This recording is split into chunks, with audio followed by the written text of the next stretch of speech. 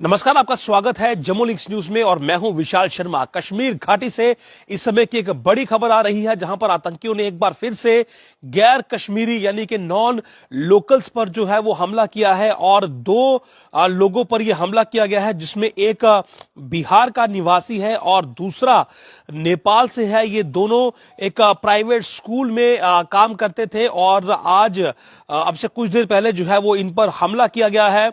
ये दोनों गंभीर अवस्था में हैं और इन्हें इलाज के लिए जो है वो हॉस्पिटलाइज किया गया है।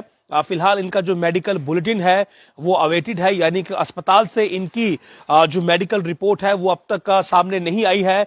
लेकिन ये हमला जो है ये आतंकियों ने किया है और जो जानकारी मिली है ये एक प्राइवेट स्कूल में काम करते थे और जो एक व्यक्ति है वो बिहार का है और दूसरा नेपाल से है। और अभी जो ताजा इनपुट है कि इन्हें क्रिटिकल अवस्था में जो है वो हॉस्पिटलाइज किया गया है। जानकारी के मुताबिक एक व्यक्ति जो इनमें से था, जो कि स्कूल का चौकीदार था, वो स्कूटी अपनी पार्क कर रहा था और स्कूटी पार्क करने के दौरान ही आतंकियों ने जो है वो इस पर फायर किया है और फायर करने के बाद जो आतंकी है वो वहां से फरार हो गए हैं। और हमले का जो पैटर्न है वो ये बताता है कि हाइब्रिड आतंकियों का इस्तेमाल इस हमले में किया गया है। आपको वो मैं ये जानकारी भी दे दूं कि फिलहाल इन दोनों का जो इलाज है वो वहां के एक जीएमसी यानी कि गवर्नमेंट मेडिकल कॉलेज में चल रहा है।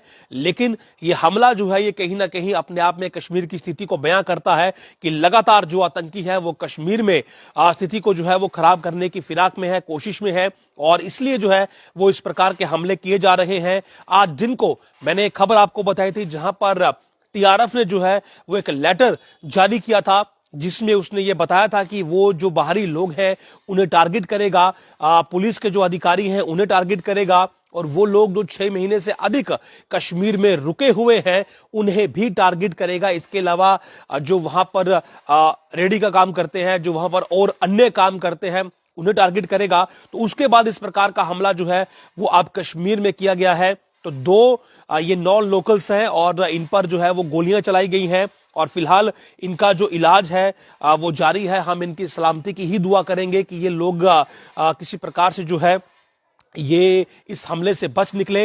लेकिन फिलहाल इनका मेडिकल बुलेटिन जो है वो जारी नहीं हुआ है। जानकारी के मुताबिक यही है कि ये स्कूल में जो है ये एज अ 4th क्लास काम करते थे, एक चौकीदार था। दूसरे व्यक्ति के बारे में जानकारी नहीं मिली है और स्कूटी पार्क जब ये कर रहे थे उस समय जो है गोली जो है वो इन पर चलाई गई है। फिलहाल इनका जो इलाज है वो जारी है।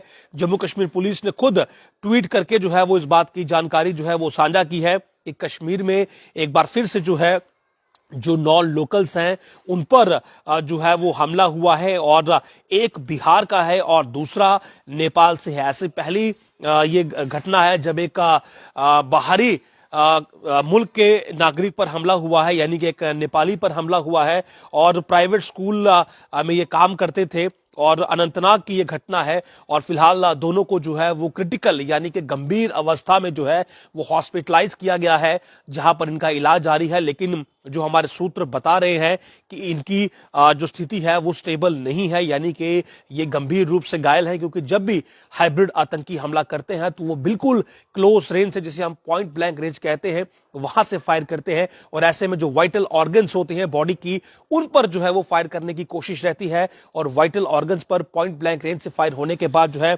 वो चांसेस ऑफ सर्वाइवल काफी लो रहते हैं, काफी कम रहते हैं। तो यहां पर भी इसी पैटर्न पर हमला किया गया है। फिलहाल जो एरिया है वो कॉर्डन कर लिया गया है और जो हमलावर आतंकी है उनकी तलाश और उनकी पहचान करने की कोशिश जो है वो की जा रही है।